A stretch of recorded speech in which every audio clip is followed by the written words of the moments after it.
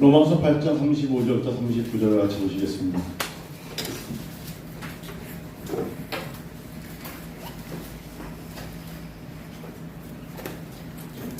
로마서 8장 35절부터 39절. 성경 찾으신 줄 알고 이 시간에 같이 읽겠습니다. 누가 우리를 그리스도의 사랑에서 끊으리요? 반란이나 권고나 박해나 기근이나 적신이나 위험이나 칼이랴. 기록된 바 우리가 종일 주리하여 죽임을 당하게 되며 도살당할 양같이 여김을 받았나이다 함과 같으니라.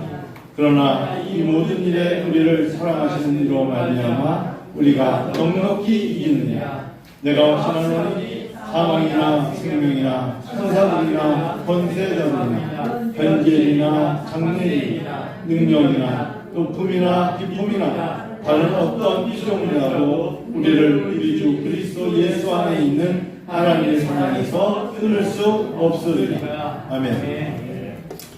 신앙은 확신이 필요합니다. 확신, 영어로 confidence인데요. 하나님은 우리에게 확신을 가지고 신앙생활하기 원하십니다. 세례를 받을까 말까? 아닙니다. 세례를 받아야 합니다. 성령 세례를 받아도 좋고 안 받아도 좋다고 생각하지 마시고 성령 세례를 받아야 합니다. 성령 세례를 받아야 하나님의 영이 우리 가운데 임하심을 확신할 수 있습니다. 기도할까 말까가 아니라 기도해야 합니다. 구하라 주실 것이요, 찾으라 찾을 것이요, 두드리는 자에게 열릴 것이라 하셨습니다. 그래서 기도할까 말까가 아닙니다. 성경에 기도와 말씀 외에는 너희를 거룩하게 할 것이 없다고 하였기에 기도와 말씀을 앞세워야 합니다. 그렇습니다. 확신이 필요합니다. 오늘 로마서 8장도 우리에게 말합니다. 내가 확신하노니 그랬습니다.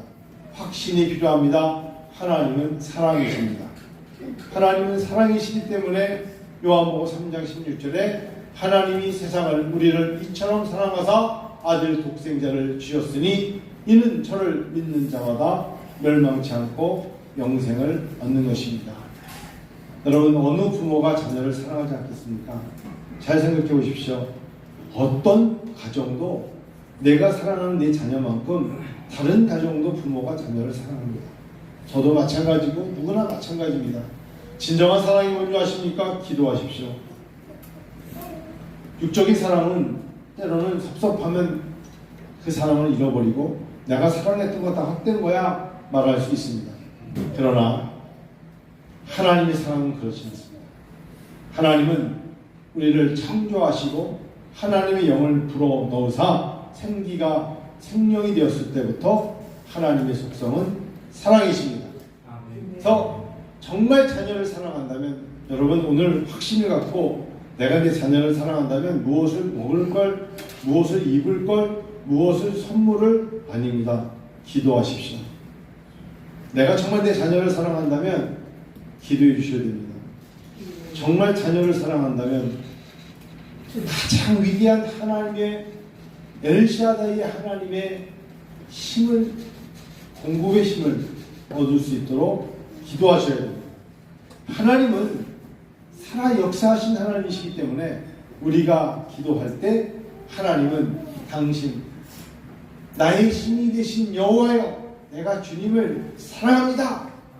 힘이 되신 하나님이시기 때문에 정말 누군가를 사랑하신다면 기도하셔야 됩니다. 여러분 잊지 마세요. 내 자녀를 내가 사랑하는 것보다 하나님이 더 사랑하십니다. 하나님은 우리는 잠을 자는 동안에도 아이도 자고 나도 자면서 때로는 내가 유심히 피곤하면 내가 그냥 깊게 잤으면 좋겠고 깨지 않은 이런 생각을 인간은 누구나 갖습니다. 오늘은 무사히 조용히 잠 잘 자게 해줘. 왜 그럴까요? 자기가 자려고. 자기가 피곤하니까. 그 인간의 마음이에요. 내가 오늘 너무 피곤하니까 너 오늘 잘 깊게 자. 그래야 효녀가 되고 효자가 되는 거야. 결국은 자기가 자기의 피곤함을 이기기 위해서 그럴 경우가 참 많습니다. 어쩔 수 없는 겁니다. 그러나 하나님은 졸지도 주무시지도 아니하십니다. 하나님은 우리의 그늘이 되어주시고 하나님은 우리의 머리털까지 세심 받으신 하나님이시기 때문에 우리가 기도하면 하나님이 도우십니다. 그래서 내가 확신하노니 사망이나 생명이나 설령 사망의 음침한 골짜기로 버릴지라도 두려워하지 않을 것은 하나님의 그 사랑이 우리를 도우시기 때문입니다. 오늘 로마서 3장 35절부터 39절에 여러분이 답하셔야 합니다. 누가 우리를 그리스도의 사랑에서 끊으리요? 끊을 수 있습니까? 끊을 수 없습니다. 왜 끊을 수 없는지 아십니까? 그리스도의 사랑이 우리에게 생명을 주시기 때문입니다. 그래서 살아가면서 환난이나 번고나 박해나 기근이나 때로는 칼 위험이 있을지라도 하나님의 사랑에서 우리를 끊을 것이 없다는 것입니다. 확신하세요? 하나님의 사랑이 얼마나 귀한가를 가슴에 새기고 살아갈 때 하나님 우리를 도우십니다. 하나님 우리를 사랑하시는 사랑을 우리가 알고 믿었다고 요한일서의 사도 요한은 말하면서요, 하나님은 사랑이시라 라고 사도 요한이 요한일서 4장에 외칩니다. 사랑 안에 거하는 자는 하나님 안에 거하고 하나님도 그 안에 거하시느니라 하셨어요.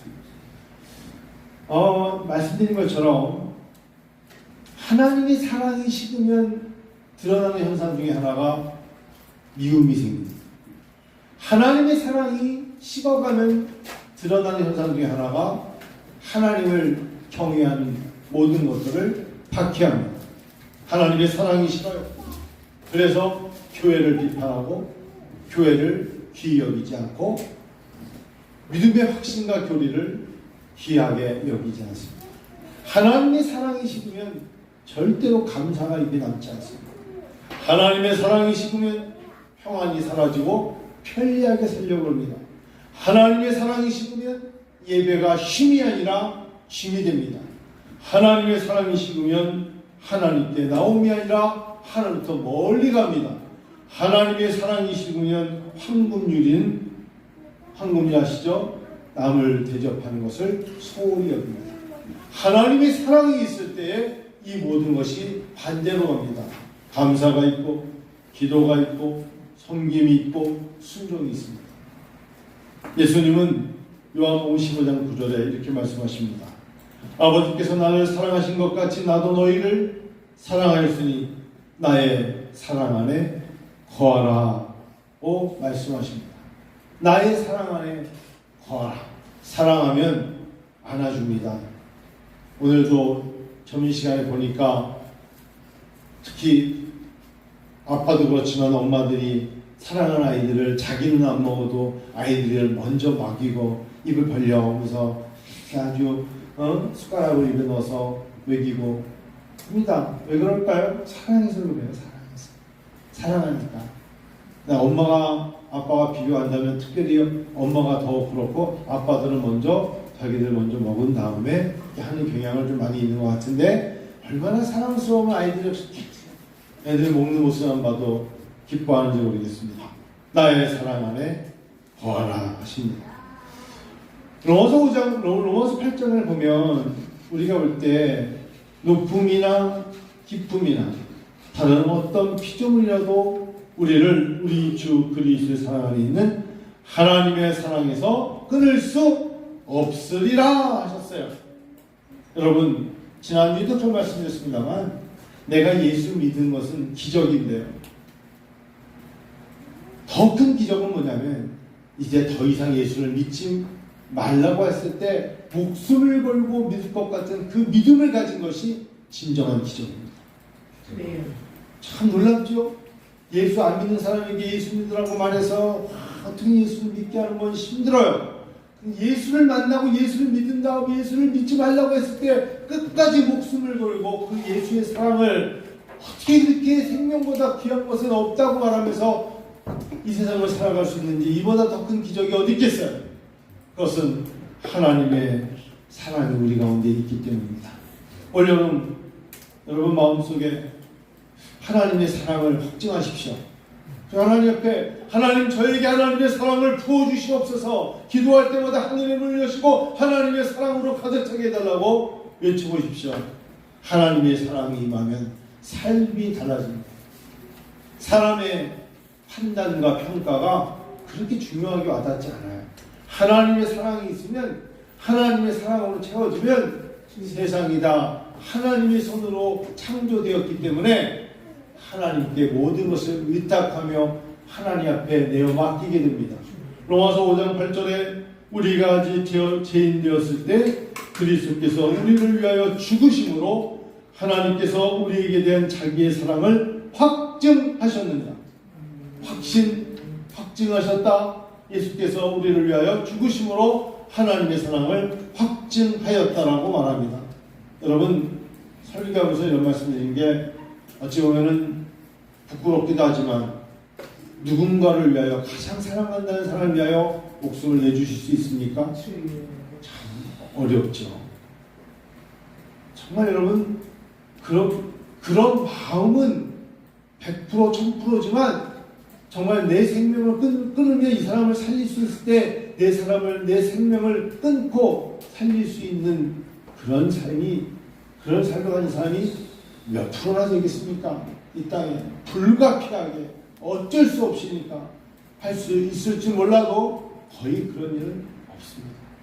그러나 하나님은, 하나님이시면서 아들 독생자께서는 우리를 살리시고자 본인이 십자가상에서 죽으심으로 그 사랑이라는 단어를 확증하지 않습니까?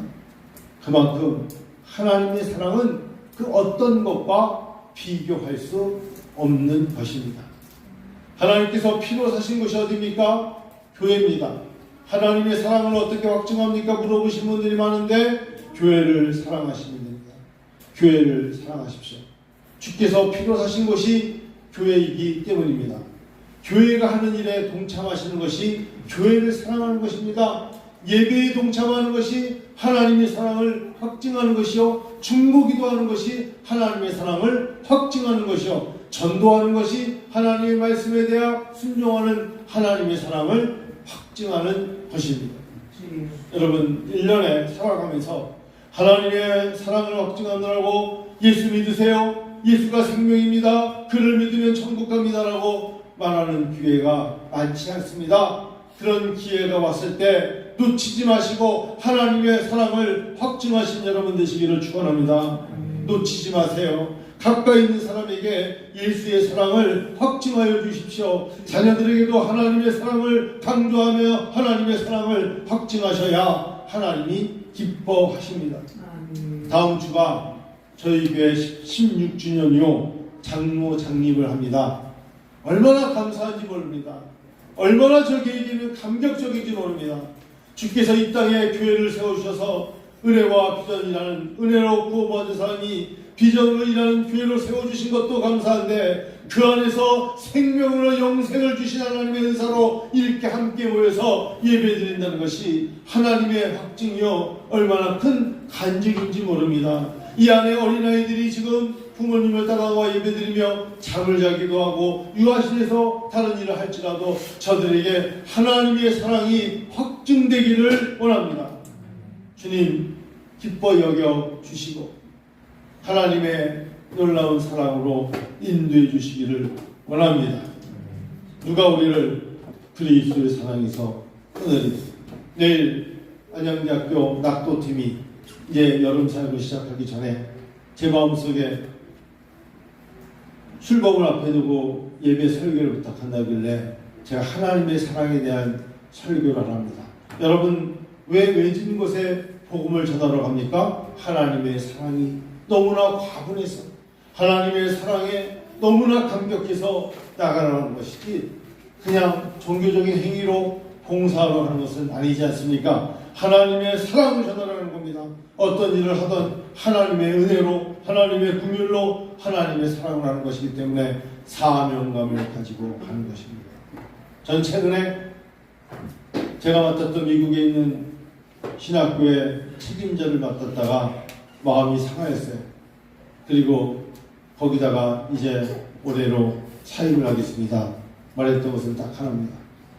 교육선교를 사명감을 가지고 그 일로 선교사들이 나가서 영혼을 구령하고 영혼을 살리는 일에 학위가 필요하다고 믿고 그 일에 동참해 왔는데 저에게 일을 맡긴 사람들의 속셈을 제가 알고 나니 화가 나더라고요.